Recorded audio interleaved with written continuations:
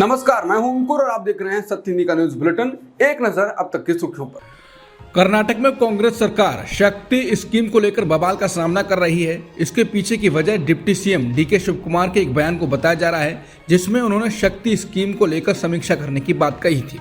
अब अध्यक्ष मल्लिकार्जुन खड़गे ने कर्नाटक सरकार को खुले मन से तल्ख की बात कही है। खड़गे ने चेतावनी दी कि अपनी क्षमता से ज्यादा काम ना लें, कोई भी ऐसा वादा ना करें जिसे पूरा ना कर पाएं। कांग्रेस अध्यक्ष मल्लिकार्जुन खड़गे ने शुक्रवार को कांग्रेस इकाइयों को सलाह दी कि वो अपने राज्य के बजट पर विचार किए बिना गारंटी की घोषणा न करें। कर्नाटक कांग्रेस को घेरते हुए खड़गे ने कहा कि आपने कर्नाटक में 5 गारंटी का वादा किया था। आपसे प्रेरित होकर हमने महाराष्ट्र में 5 गारंटी का वादा किया। अब आप कह रहे हैं कि आप उनमें से एक गारंटी को रद्द कर देंगे। ये ऐसा लगता है कि आप सभी अखबार नहीं पढ़ते, लेकिन मैं पढ़ता हूँ, इसलिए मैं आपको ये बता रहा हूँ। खड़गे ने कहा कि मैंने महाराष्ट्र कांग्रेस के नेताओं को सलाह दी कि वो 5, 6, 7 या 8 गारंटी के वादे न करें। इसके बजाय ऐसे वादे करें जो आपके बजट के अनुरूप हों। बजट पर विचार किए बिना वादे करने से दिवालियापन हो सकता है। इसका असर आने वाली पीढ़ियों पर पड़ेगा। इससे बदनामी हो सकती है और सरकार को अगले 10 वर्षों तक प्रतिबंधों का सामना करना पड़ सकता है। हालांकि इसको तो ये कह सकते हैं कि खड़गे ने कांग्रेस सरकारों को खिंचाई की है। हालांकि अलग बात यह है कि दूसरे दल लंबे लंबे वादे करते रहते हैं, जिनको जुमला भी कह सकते हैं, कहा भी जाता है, और वो आज तक नहीं रुके हैं। वो वादे करते रहते हैं, करते ही रहते हैं। खड़गे का ये कहना एक अच्छी खबर भी है। उत्तरी इजराइल में हिजबुल्लाह के 2 अलग अलग रॉकेट हमलों में 7 लोगों की मौत हो गई। अधिकारियों के मुताबिक ये हमला महीनों से हो रहे हमलों में सबसे घातक साबित हुआ। इजरायली और थाई अधिकारियों के अनुसार लेबनान की बॉर्डर पर स्थित मेटुला कस्बे के पास रॉकेट गिरने से एक इजरायली किसान और 4 थाई कृषि मजदूर मारे गए। बता दें, तटीय शहर हाइफा के बाहरी इलाके में स्थित किबुस अफेक के पास जैतून के बाग में एक इजरायली महिला और उसका वयस्क बेटा भी हमले में मारे गए। हिजबुल्लाह ने कहा कि उसने हाइफा के उत्तरी इलाके में स्थित क्रायोट क्षेत्र की ओर और मेटुला के सामने स्थित लेबनानी कस्बे खियम के दक्षिण में इजरायली बलों पर रॉकेटों की बौछार की है। तो क्या ईरान इजराइल पर हमला करने का फैसला फाइनल कर चुका है? कहा जा रहा है कि ईरान इजराइल पर कठोर और अकल्पनीय हमला करने की तैयारी कर रहा है। रिपोर्ट के मुताबिक ईरान के सुप्रीम लीडर ने सेना से हमला करने के लिए तैयार रहने को कहा है। द न्यूयॉर्क टाइम्स की रिपोर्ट के अनुसार 3 ईरानी अधिकारियों ने कहा कि यह फैसला खामनेई को इजराइल के हमले से हुए नुकसान की जानकारी देने के बाद हुआ।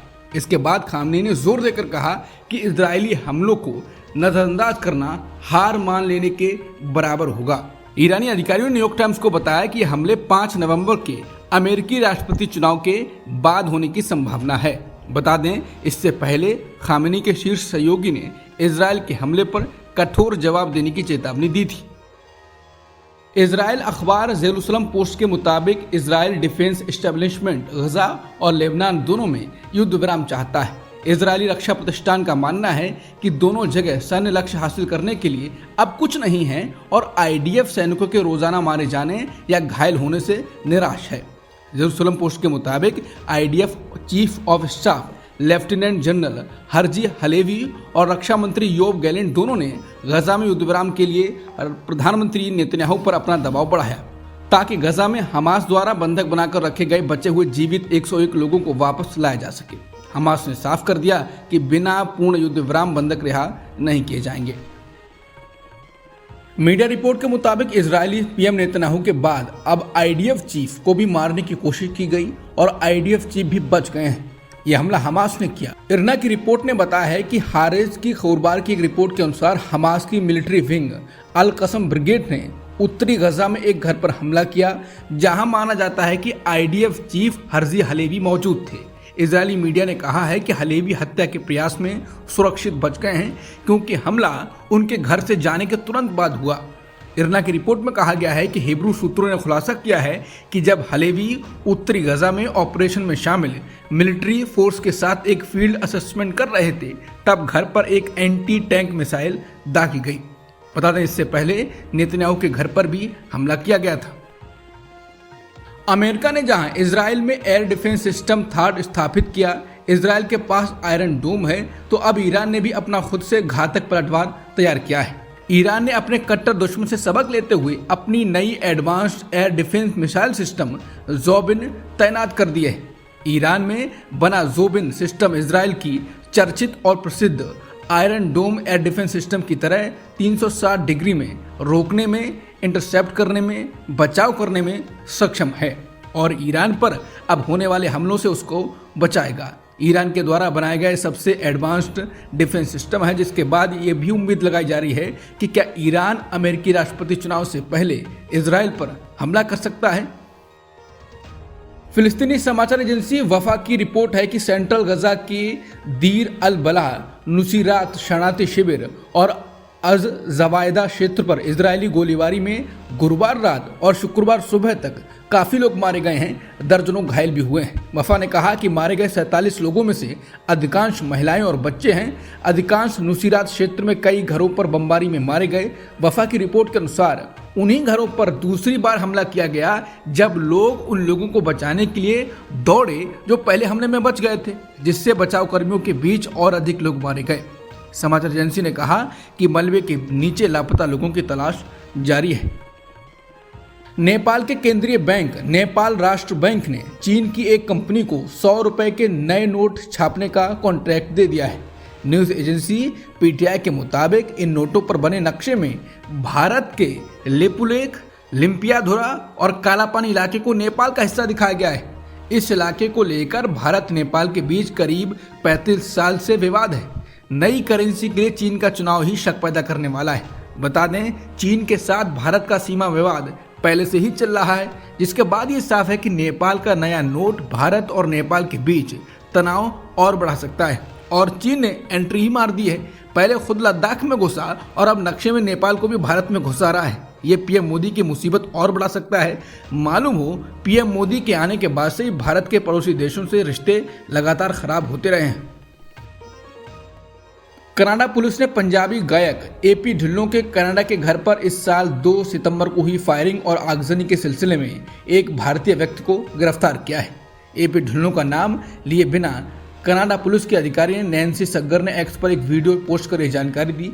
उन्होंने अपने संदेश में कहा कि बॉलीवुड इलाके के रॉबिनहुड रोड पर गोलीबारी करने और 2 गाड़ियों में आग लगाने की घटना 2 सितंबर 2024 को सामने आई थी। उस घर में मौजूद एक व्यक्ति को सुरक्षित निकाल लिया गया था। इसके बाद फायर डिपार्टमेंट ने आकर आग बुझा दी थी। अधिकारी ने बताया कि इस मामले में 30 अक्टूबर को विनिपेग के 25 वर्षीय अभिजीत किंगरा को गिरफ्तार कर लिया गया है। किंगरा पर हथियारों के अवैध इस्तेमाल और आगजनी का अभियोग लगाया गया है। नैन्सी सग्गर ने बताया कि पुलिस को एक और संदिग्ध की तलाश है। उन्होंने बताया उस हमले के एक अन्य संदिग्ध 23 वर्षीय विक्रम शर्मा के खिलाफ वारंट जारी किया गया है। पुलिस का अनुमान है कि वो अब भारत में है। बता दें, एपी ढिल्लों ने ब्राउन बुंडे और इनसेन जैसे सुपरहिट गाने दिए हैं। वो भारत में कई बड़े खेल आयोजनों में भी परफॉर्म कर चुके हैं। महाराष्ट्र में 20 नवंबर को विधानसभा चुनाव के लिए वोट डाले जाएंगे। वहीं राजनीतिक दलों के बीच आरोप प्रत्यारोप का दौर जारी है। अब एनसीपी शरद पवार गुट के जयंत पाटिल ने महाराष्ट्र के डिप्टी सीएम देवेंद्र फडणवीस पर बड़ा आरोप लगाया है। उन्होंने फडणवीस पर डिप्टी सीएम अजित पवार को ब्लैकमेल करने का आरोप लगाया।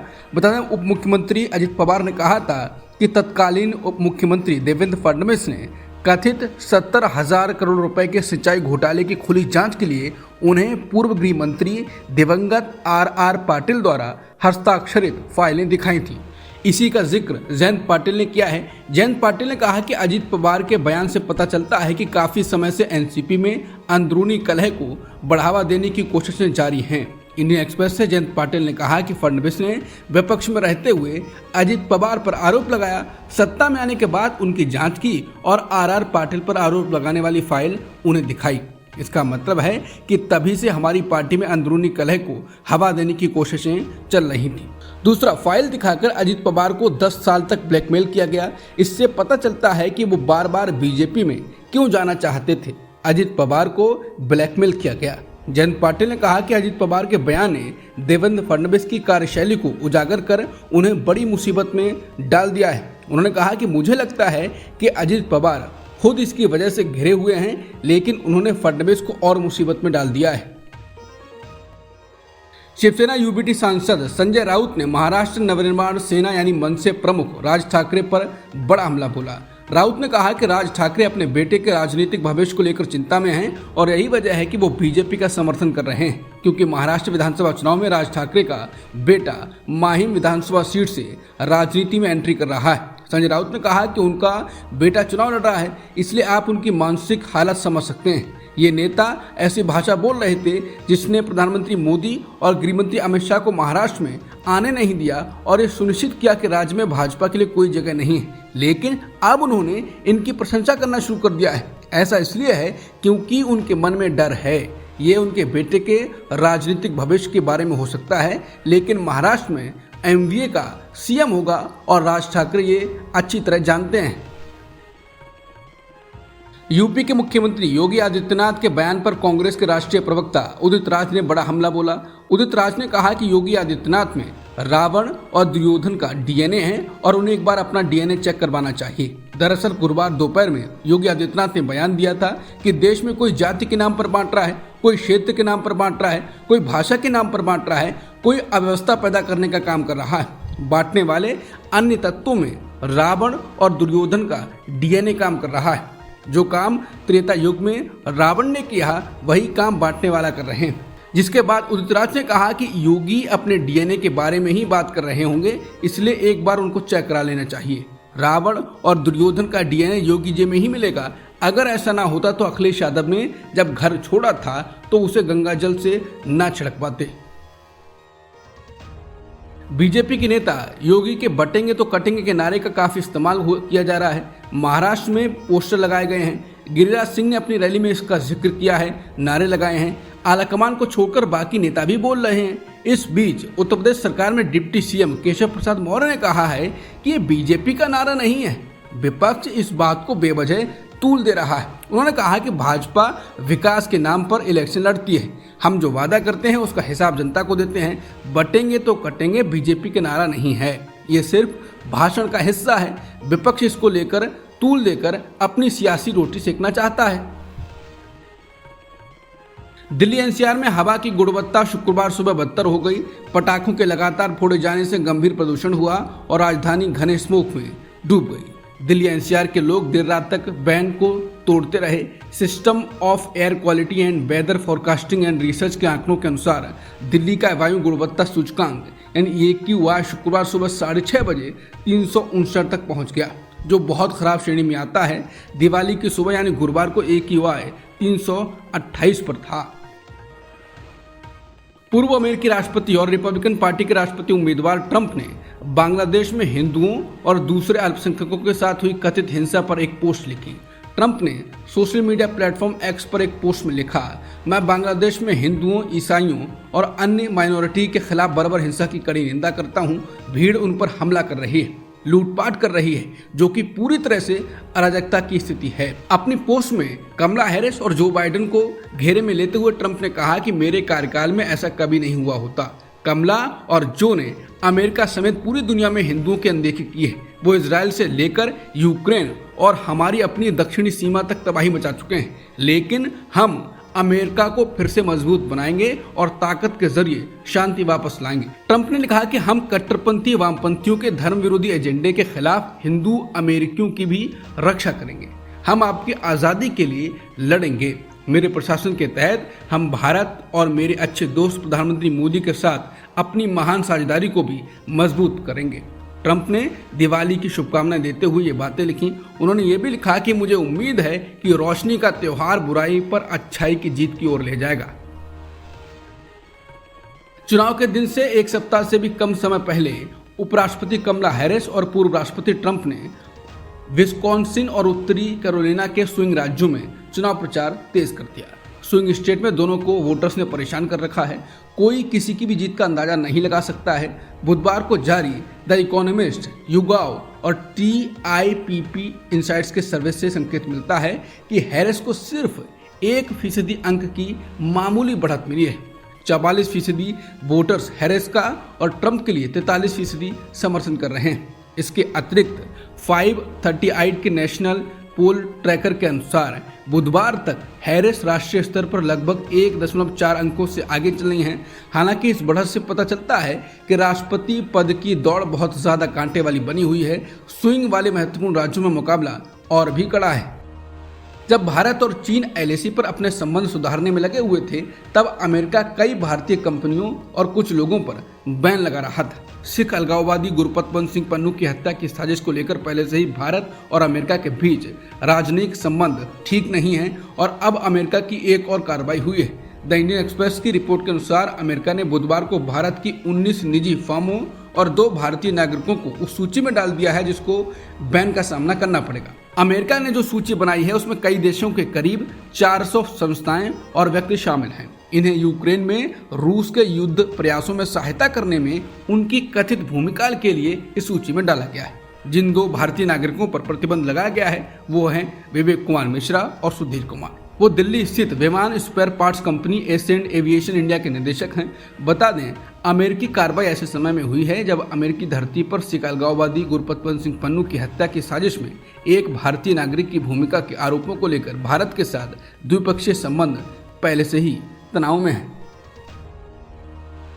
मुंबई के वानखेड़े स्टेडियम में भारत न्यूजीलैंड के बीच चल रहे तीसरे टेस्ट मैच के पहले दिन में भारत ने न्यूजीलैंड की टीम को 235 रनों पर ऑल आउट कर दिया है। न्यूजीलैंड की ओर से डेरिल मिचेल ने सबसे ज्यादा 82 रन बनाए और विल यंग ने 71 रनों की पारी खेली। भारत के लिए रविंद्र जडेजा ने 65 रन देकर 5 विकेट झटके और वहीं वाशिंगटन सुंदर 4 विकेट लेने में कामयाब रहे। हालांकि न्यूजीलैंड ने पहले 2 मुकाबले जीतकर सीरीज में 2-0 से अजय बढ़त बना ही रखी है। अब तक की सुर्खियों में इतना ही। बाकी खबरों के लिए बने रहिए सत्यहिंदी.com के साथ।